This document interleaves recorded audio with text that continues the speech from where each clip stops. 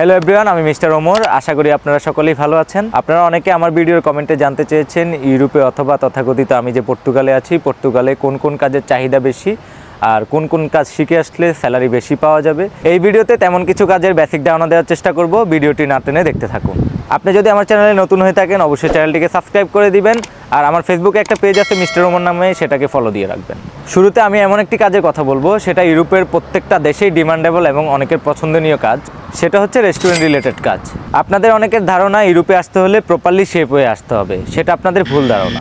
আপনি যতই প্রফেশনাল হন না কেন, এখানে এসে আপনাকে বেসিক থেকে স্টার্ট করতে হবে। ওরা আপনাকে প্রথমে অবজারভেশনে রাখবে, তারপর আপনার কাজের ভিত্তিতে প্রমোশন দিয়ে থাকবে।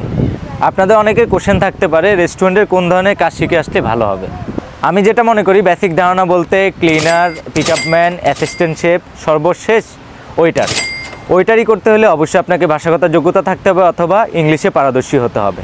এখন আমি যে কাজটির কথা বলবো সেটা হচ্ছে মোবাইল মেকানিক। আপনারা অনেকে মোবাইল মেকানিকের কাজ জানেন, কিন্তু ইউরোপ আসার জন্য কনফিউশনে ভুগছেন।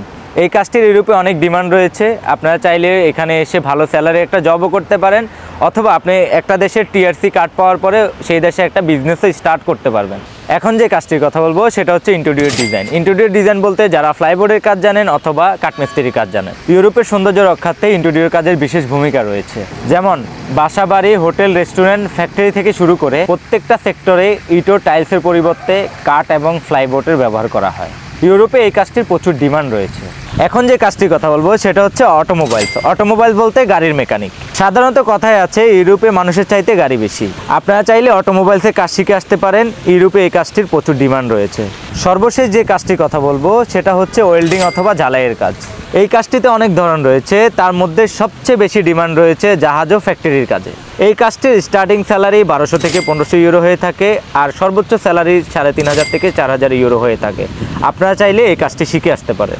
এই ধরনের আরও অনেক কাজ রয়েছে। আরও একটি ভিডিওতে সেই সকল কাজগুলো সম্পর্কে বিস্তারিত আলোচনা করব। আজকের ভিডিও এই পর্যন্তই। সবাই ভালো থাকবেন, সুস্থ থাকবেন। আল্লাহ হাফেজ।